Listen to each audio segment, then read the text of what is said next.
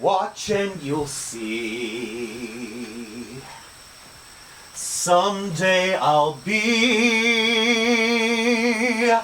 part of your... Oh, it burns! Was that vodka? Yeah, we ran out of schnapps. Come on, Zach, get your head out from under the sea. What the fuck?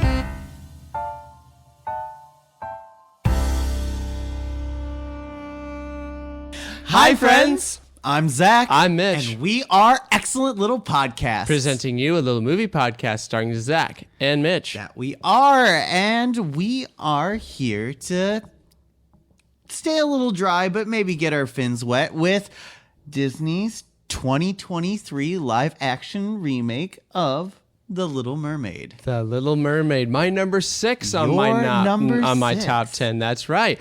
Brief summary: a young mermaid makes a deal with a sea witch to trade her beautiful voice for human legs so she can discover the world above water and impress a prince. Studio brought to you by Walt Disney Pictures. Therefore, Zach, say the spiel.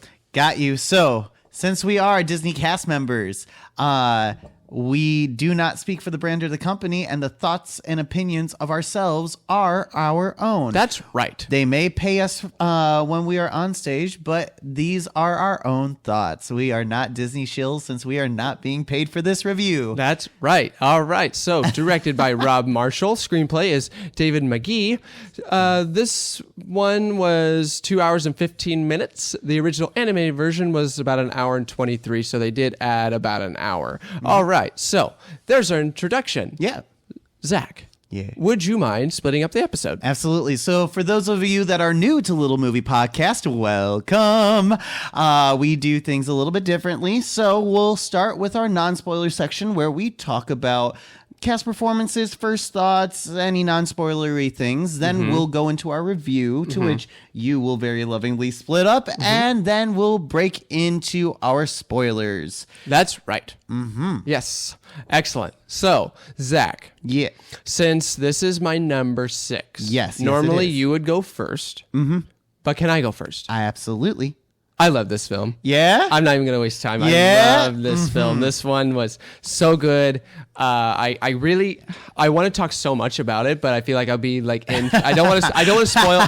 First, I don't want to spoil my review. I also don't want to spoil spoilers. Yeah. But this movie delivered in my number 6 in spades. To be honest, looking back on it, I wanted to place this film higher in my top 10, but you know, you mentioned when we talked about it, I did have trepidations towards the director, Rob Marshall, but I can't really think of anybody that would have directed this film better. I can't think of it. You didn't want any slow motion with fast motion Guy Ritchie action? No, I didn't. No. But Haley Bailey. Don't spoil it. I know. But she was so good. I know. You go ahead now, Zach. So kind of similar how you said, I'm mad that I did not put this onto my top 10 at all. Because after we did our top 10, I just kept on finding out how much more and more I was excited for this film. And I kept on going, shit, this should have been on my top 10. I should have replaced it with a different movie, but we'll get to that movie when it eventually comes out. That's no longer on my top 10 anymore, but it's okay. That's your own fault. That's my own fault. But yeah, oh my God, did this movie deliver? But I won't get into it. So let's go ahead and get into our cast performances. So, Mitch, let's let the villain take over instead of our titular character. The poor unfortunate souls. Melissa McCarthy as Ursula. Melissa McCarthy as Ursula. Okay. Here's the thing, y'all. A lot of people were not happy with this casting. Yeah. I knew as soon as she was cast, she was going to be phenomenal. I could not think of anybody better to take on this role. Because who voiced Pat Carroll. Pat Carroll, the late Pat Carroll. The late and great Pat Carroll. Melissa McCarthy was amazing as Ursula. She was so good. She had that, I don't want to say this word, but she had this intense swagger about her that I was like, wow, Melissa McCarthy. God, she was a perfect sea witch. What? Go ahead, Zach. No, yeah, Melissa McCarthy really did well, and that's the thing. They allowed her to be funny when she needed to be, but they really let her be the villain that Ursula really is. Yeah. And I really dug that. And she really dug into it. It was really phenomenal. Yeah. The one thing that this isn't a her thing, this is a character thing. I was hoping, since we got a little bit more of a padded time, we were going to see a little bit more of Ursula, and we were going to see a little bit more of maybe like her backstory, or maybe like what was going on between her and Triton. We didn't really get that, and I was disappointed by that. Yeah. But I was phenomenally in love with every single moment that Melissa McCarthy was indeed on screen when it was her. Yeah. Now, the next friend that we should go ahead and get into is our Prince Eric, played by Jonah Hauer-King. Okay. He was good, but I had trepidations. Okay. He was fine, but he was your prototypical prince that was kind of stiff majority of the time. He did have some good moments. But he was fine. I can't really get into it. Sure. Because of a few things. Sure. But Zach, what did you think of the gentleman? I actually thought he was pretty good too. Okay. Now again, I do agree he was actually kind of stiff in a couple of moments. Yeah. He was. But he was more interesting than the original Eric. Really? In my opinion, yes. I thought he was a lot more thought out in this version. Okay, And I'll give you that. I did. A lot of times I'm not a big fan of, let's watch the things right before we watch it. I did watch it actually today. Okay. The other Eric was just really basic. Oh, for sure. And this one, still Eric kinda is still basic. kind of basic, he at least has some really good growth. Sure. And I really did love what Jonah was able to do and bring to a couple of the moments. And I did see those moments where I Sure. was like, okay, that is why you casted him, and it made sense. Yeah. But we have to talk about the woman of the hour. Haley Bailey as Ariel. Okay. If It is your number 6, my friend. Go ahead and take it away. she needs to be looked at for an Oscar for this film. Period. Amen. She was beautiful in this film. Can we talk about the song?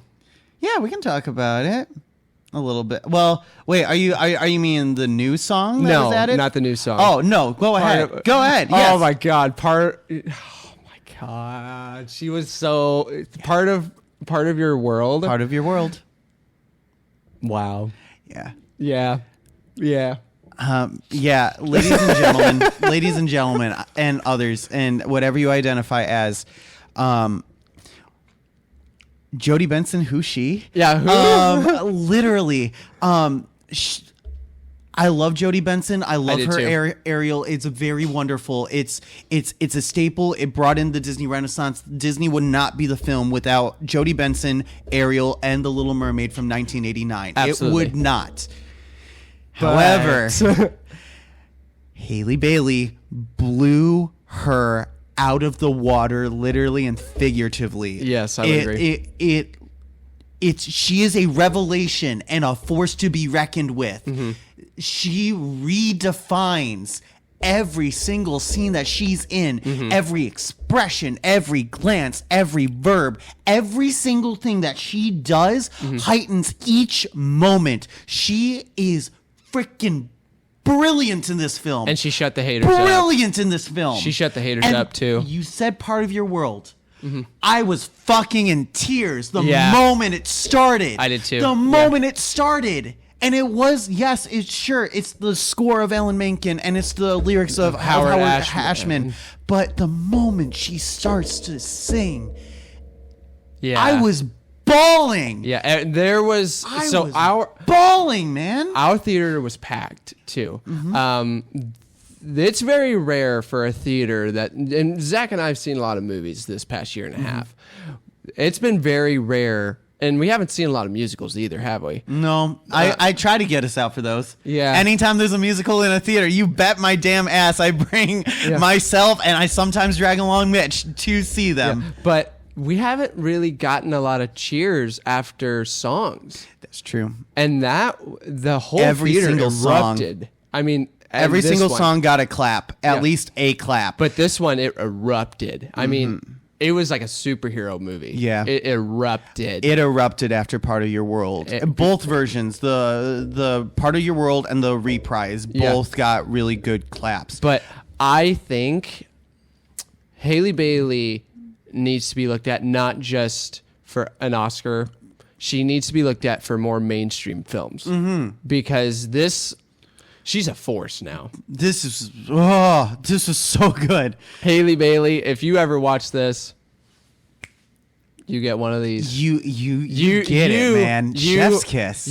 Chef's kiss. Clean plate for you, dear. Yes. Okay. Bravo, now, Haley. here's some things that I will say. It kind of gets a little sketchy. Sure. Is the CGI and animation. There are moments in this film, especially we got to see it in the Dolby in our AMC, and it was in 3D. There were moments where it looked gorgeous and spectacular. It did, yeah. But there were moments where it didn't. Yeah. Now, we won't go into detail of No. those specific moments until we get to our spoilers, but there were a couple of sea creatures that did not look too great. No. And there were moments where I was like, that is very obvious CGI. And it goes for anything from a basic sea anemone to all the way to up to our main characters. It can get rough. Yeah. Now, I have theories as to why.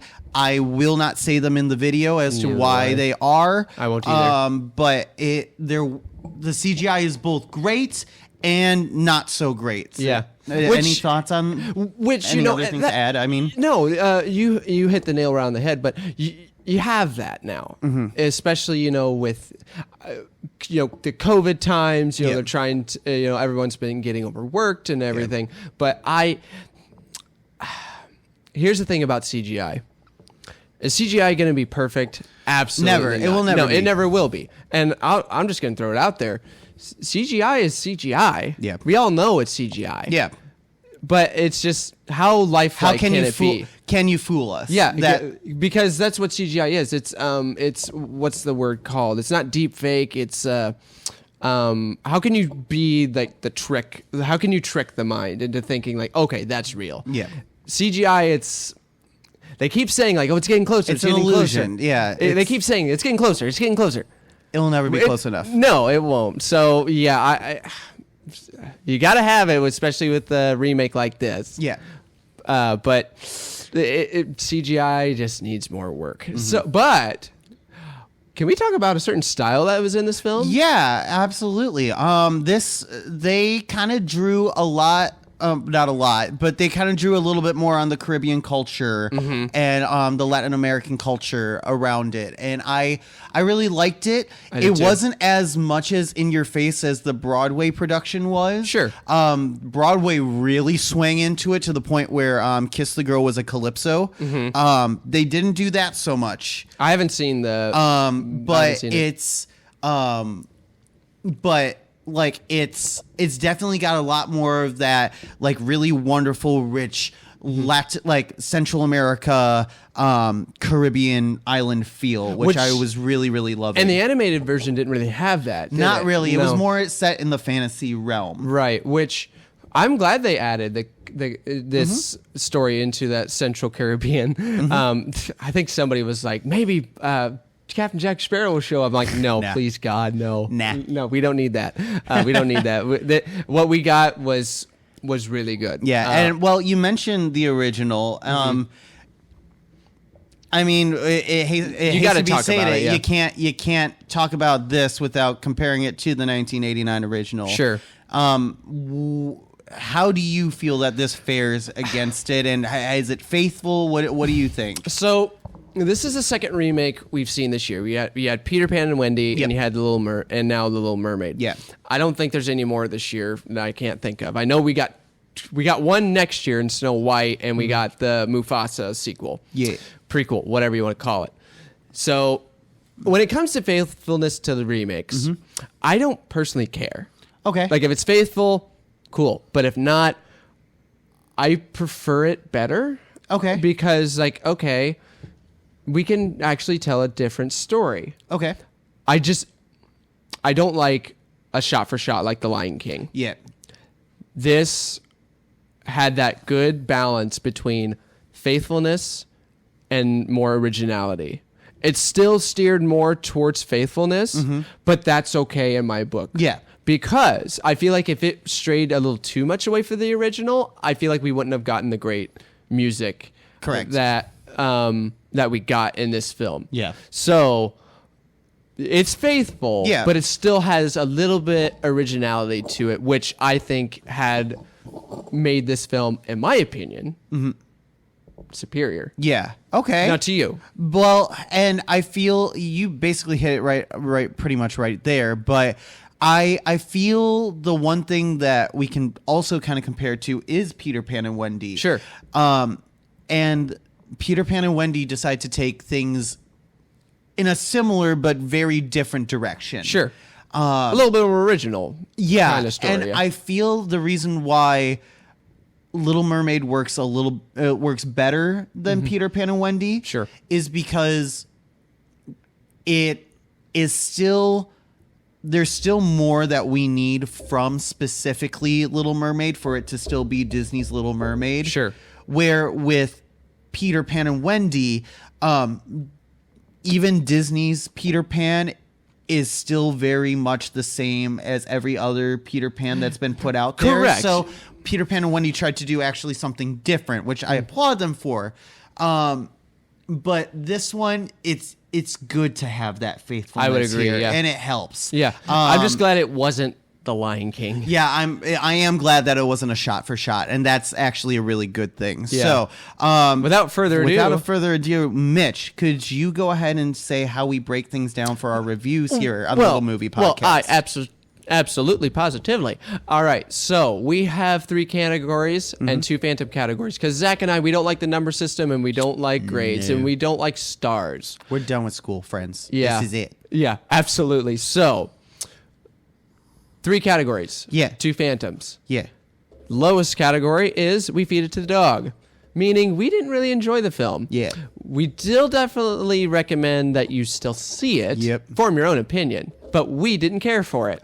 I'm gonna feed all the haters to this category for this movie. I'm gonna feed all the haters to the dog. I would put them in the garbage disposal. But, Yeah, a lot of them I would probably put in the garbage disposal. But anyway, that's our other phantom category. Yeah. But then we have our second main category, and that is needs to cook a little more, meaning it just needed a little bit more seasoning, a director change, a script change, an actor change, and anything change, a budget cut. I don't know, anything, just to get to that. Well, maybe it was okay. Yeah. It just needed a little something more to get to that next category, which is eat it up. We definitely recommend you see it in the theaters as soon as possible. Or if you can't, whenever it comes to Disney Plus, we recommend you watch it immediately.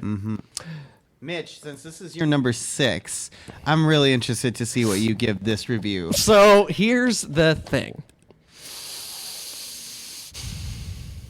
I know.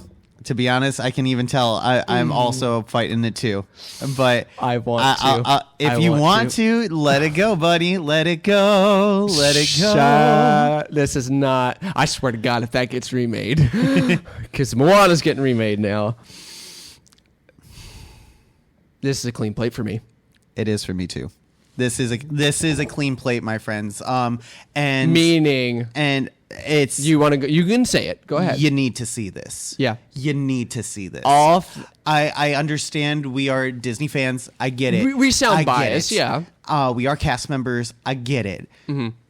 You need to see this. And it's not. And here's the thing. Like, it's not.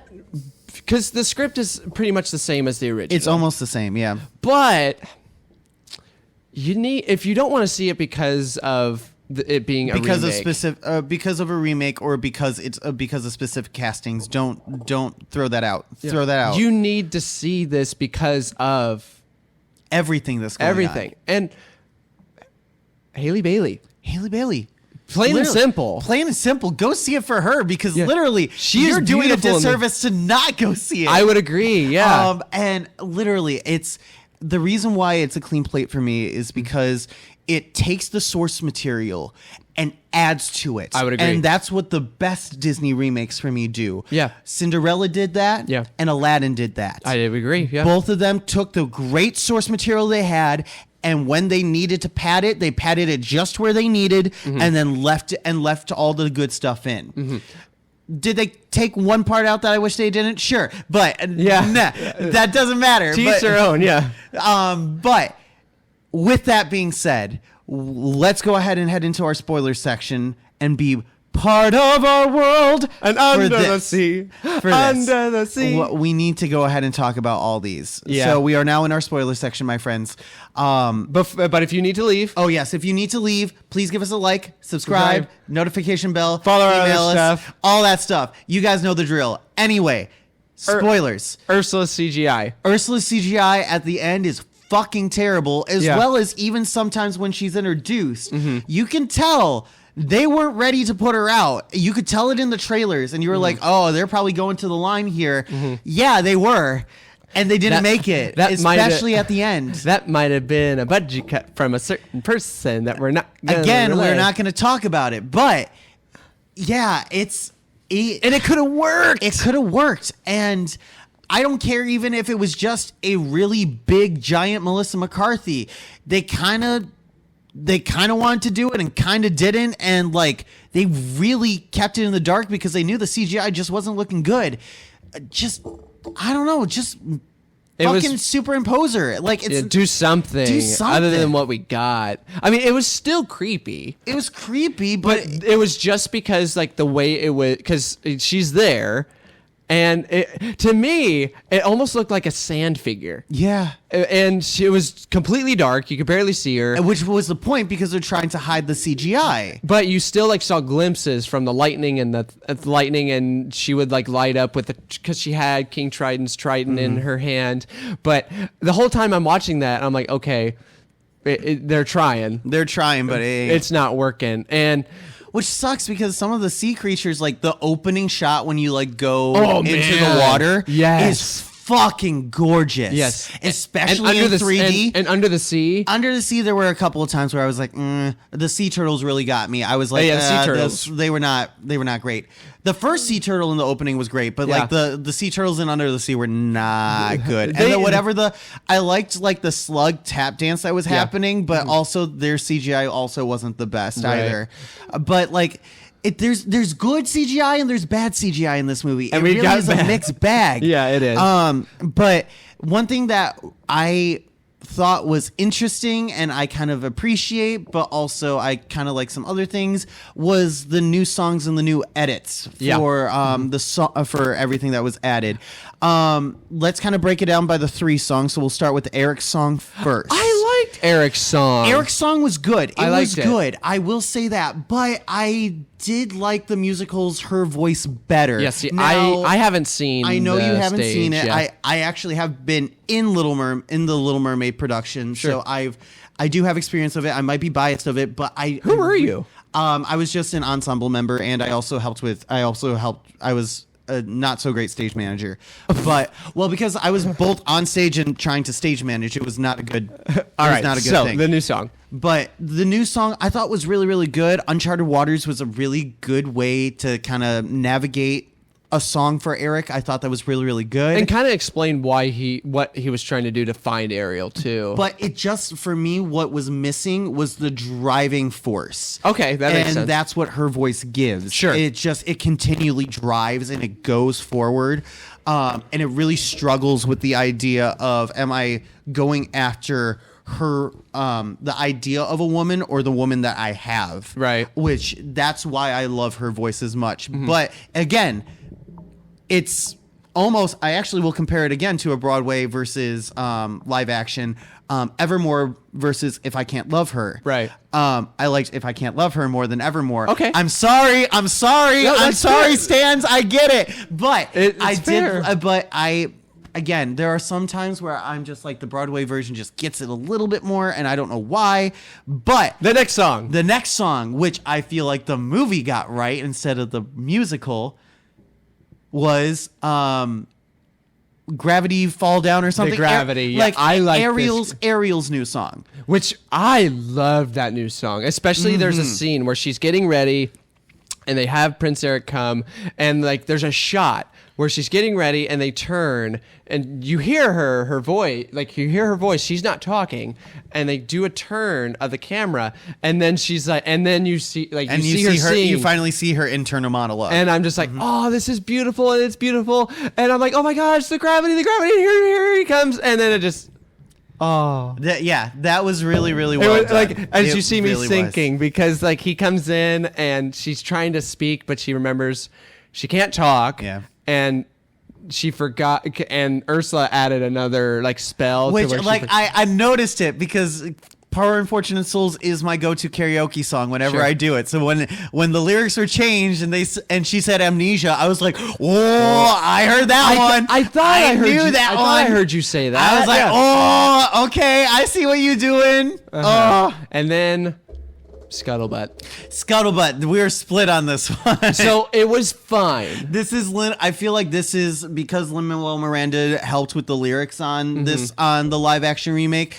I don't know if he composed the music for it or if this was a collaboration, but this was definitely more of a Lin-Manuel Miranda song. Sure. And it's also because Daveed Diggs plays Sebastian. So like Daveed is like, I need something to challenge And me. you have so, Awkwafina as Scuttle. Which Awkwafina, again, she kind of just plays Awkwafina. Now, for this one, for Scuttle, it works because I feel like she now is officially with Scuttle, Sure. officially like kind of declared her type. Sure. Which is the smart but scatterbrained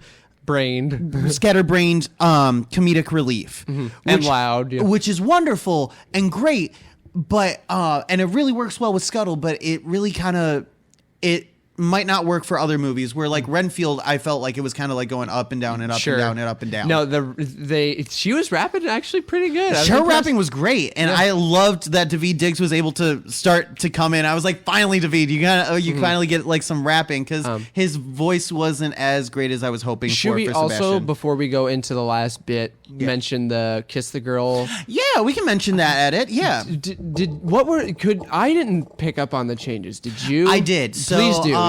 So the change that they made was as they're oaring out, it's because the lyric that they really wanted gone, it don't take a word, not a single word, go on and kiss the girl. That's it. They didn't want that to be in there. Which, Sure. Okay, understandable. So what they ended up changing it to is they don't say ask for consent, but they say something of that nature. I can't remember the exact lyric, but it's as they're rowing and you see Sebastian and you see Sebastian scuttle and eventually Flounder gets picked up on the oar. They say it during that time. So keep your ears peeled. You will, if you're listening for it, you will hear it. Which to me, I liked it. I thought it was good. I liked it. Yeah, I did too. I liked Kiss the Girl. One thing that I knew was going to get cut from this film, though, that I really didn't want, but I knew it was going to, was Le Poisson. I'm so sad. Oh, yeah. I'm so sad Chef Louis did not make an appearance, but it happened. I knew that was going to be the first song to be cut from this film. And not because it's like, a French stereotype, whatever. But it's just because it's a useless song. Yeah. It's a literally useless song. Right. But now it's time to end it with a Jodie Benson cameo. She shows up and she hands Haley Bailey a dingle hopper. It's so good. It's like passing him a torch. It's so good. Yes. Well, like everyone, because I remember I turned to you and I'm like, she has a dingle hopper.